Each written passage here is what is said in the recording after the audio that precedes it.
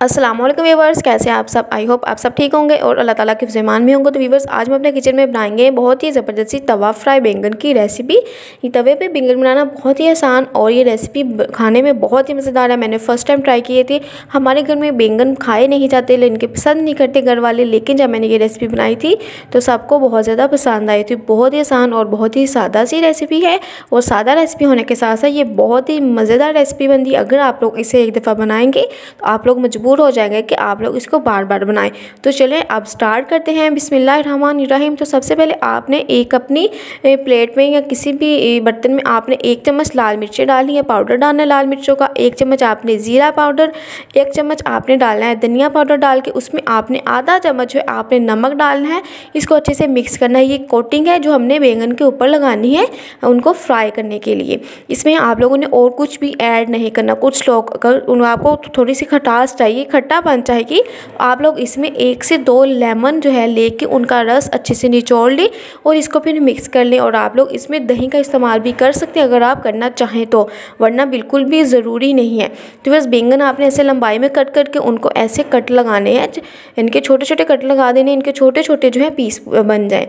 बिल्कुल जो है गहरे कट नहीं लगाने कि वो बैंगन से पीस उतरने स्टार्ट हो जाए, बिल्कुल नहीं। आपने कट बहुत ही ध्यान से लगाने हैं। कट लगाना थोड़ा सा जो है मुश्किल टास्क है, लेकिन नामुमकिन नहीं है। थोड़ा सा टाइम लगेगा लेकिन ईजिली लग जाएंगे। और फर्स्ट ऑफ ऑल एक और बात मैं आपको बता दूं, ऊपर वाली जो आपकी इसकी डंडी है वो आपने नहीं उतारनी, क्योंकि अगर वो उतार देंगे तो आपको बैंगन जो है फ्राई करते हुए मुश्किल पेश आएगी।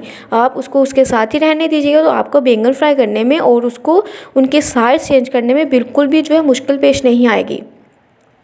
तो व्यूअर्स, ऐसे ही आपने सारे बैंगन्स को अच्छे से मसाला लगा लेना है कि कोई भी कट जो है हमारा खाली ना रहे। अच्छे से हर कट के अंदर जो है मसाला जाना चाहिए। एक बात और, जो मसाला आपका बच जाएगा उसे आपने वेस्ट नहीं करना बल्कि रख लीजिएगा। किसी भी जो आप लोग सालन बनाए उसमें थोड़ा थोड़ा करके ऐड कर सकते हैं आप लोग। फिर हमने तवा लिया है, तवे पर मैंने डाला है जी कुकिंग ऑयल डाला है, 2 से 3 चम्मच कुकिंग ऑयल डाला है।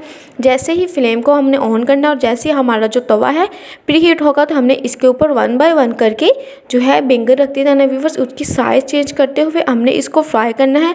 बिल्कुल एक साइड पे रख के हमने इसको भूल नहीं जाना था। ये ना हो कि एक साइड से ये जल जाए और दूसरी तरफ से बिल्कुल कच्चे रह जाएं। तब ऑयल को आपने तवे के ऊपर अच्छे से फैला लेना है, क्योंकि हमारे जो बैंगन है वो काफ़ी ज़्यादा सारे हैं, तकरीबन तवे के ऊपर काफ़ी ज़्यादा आ जाएंगे। तो व्यूअर्स, अब हमने ऐसे बैंगन को रखना है। जो बड़े साइज़ के होंगे उनको आप ज़रा दरमियान में कर लीजिएगा, क्योंकि जो मिड में होता है वो गैस का जो है प्रेशर ज़्यादा होता है, हीट ज़्यादा होती है। और जो छोटे हैं वो हमने साइड्स पे कर देने हैं। और इसको आपने करना है जी कवर हमने इसलिए करना है ताकि जो इसकी स्टीम है, स्टीम से हमारे जो बैंगन है अच्छे से पक रहे हैं। देखिए बैंगन कैसे एक साइड से जो है तकरीबन पक चुके हैं। एक बात और आपने याद रखिए कि आपने बैंगन जो है आपने इनके सीधी साइड से नहीं रखने, जिसमें मसाला लगा है उस साइड से आपने तवे पे नहीं रखने, आपने दूसरी साइड से जैसे मैंने रखे थे बिल्कुल ऐसे रखने हैं। अगर आप मसाले वाली साइड नीचे कर देंगे तो आपका मसाला जो है वो सारा ही ख़राब हो जाएगा, ऑयल में मिक्स हो जाएगा और फिर बैंगन जो है बिल्कुल खाली पड़ जाएंगे। तो बस ऐसे आपने वक्फे के साथ इसकी साइड चेंज करते रहना है और इसको आपने अच्छे से पका लेना है। देखिए हमारे बैंगन बहुत ही ज़बरदस्त से फ्राई हुए हैं, बहुत ही ज़बरदस्त सी खुशबू आएगी जब ये आपके फ्राई हो रहे होंगे। थोड़ा सा कुकिंग ऑयल इनके ऊपर आप लगा देना है ताकि जो हमारा मसाला है उसका कच्चापन भी ख़त्म हो जाए और ये अच्छे से बिल्कुल जो है फ्राई हो जाए। इसकी साइड्स आपने चेंज करते रहना है तकरीबन 4 से 5 मिनट के बाद। और फ्लेम आपने बिल्कुल मीडियम टू लो रखना है। याद रखिएगा फ्लेम आपने हाई नहीं रखना। अगर आप फ्लेम हाई करेंगे तो आपके बैंगन जल जाएंगे लेकिन अच्छे से पकेंगे नहीं। तो इसलिए आपने जो है फ्लेम को बिल्कुल मीडियम टू लो रखना है और मीडियम टू लो पे आपने ये वाले बैंगन जो है आपने फ्राई करने हैं। तो हम चेक कर लेंगे कि हमारे बैंगन अच्छे से गल चुके हैं या नहीं। तो ये देखिए मेरे जो बैंगन थे ऑलमोस्ट होते तकरीबन गल चुके थे, जितनी मुझे चाहिए थी उतनी उनमें जो है नरमी आ चुकी थी। बस अब हमने इसकी ग्रेवी बनानी है। ग्रेवी के लिए मैंने 4 से 5 अदद जो है प्याज लिए हैं, 6 अदद मैंने हरी मिर्ची ली और 2 अदद नॉर्मल साइज़ के टमाटर लिए हैं। करना क्या है जी, आपने इनको पेस्ट बना लेना है, यानी कि आपने प्यूरी बना लेनी है। आपने इनको फ्राई नहीं करना पहले, तो आपने उनको पेस्ट बना लेना। और दूसरी तरफ आपने पैन लेना है, पैन में आपने डालना है जी कुकिंग ऑयल। 2 से 3 चम्मच आपने कुकिंग ऑयल डाला है। कुकिंग ऑयल जैसे ही थोड़ा सा प्री हीट होगा, जैसे ही थोड़ा सा गर्म होगा आपने इसमें डाल देना है जी ज़ीरा। ज़ीरा तकरीबन इसमें आधा चम्मच या 1 चम्मच आप डाल दें। ज़ीरो को आपने अच्छे से फ्राई करना है, ज़ीरे का तड़का लगाना है हमने ग्रेवी को, और ये बहुत ही ज़बरदस्त खुशबू देगा और जायका इसका बहुत ही मुनफरिद होगा। मैं आपसे ज़रूर कह रही हूँ कि आपने ये रेसिपी ज़रूर ट्राई करनी है, बहुत ही ज़बरदस्त बनती है। जैसे ज़ीरा थोड़ा सा फ्राई हुआ, हमने वो सारा पेस्ट बनाया मिर्चों का, टमाटर का और प्याज का, वो हमने इसमें डाल दें। बस याद रहे एक बात आपने यहाँ पे नहीं भूलनी, आपने जो है कच्चा प्याज का हमने पेस्ट बनाया है और कच्चे प्याज की स्मेल जल्दी ख़त्म नहीं होती, इसलिए आपने जो है जितने हो सके आपने इसको भूनना है, इसको फ्राई करना है।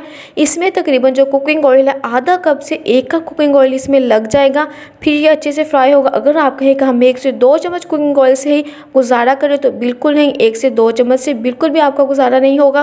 तो वजह देखिए तकरीबन इस शेप में अभी आया है, लेकिन मैं अभी इसको मज़ीद जो है, मेरा इसको जो टाइम लगा था ना तकरीबन 15 से 20 मिनट मुझे लगे थे इस प्यूरी को यानी कि इस पेस्ट को भूनते हुए। मुझे जैसे कमी लग रही है कुकिंग ऑयल की, मैं इसमें डाल रही हूँ ताकि हमारे प्याज का कच्चापन अच्छे से ख़त्म हो जाए।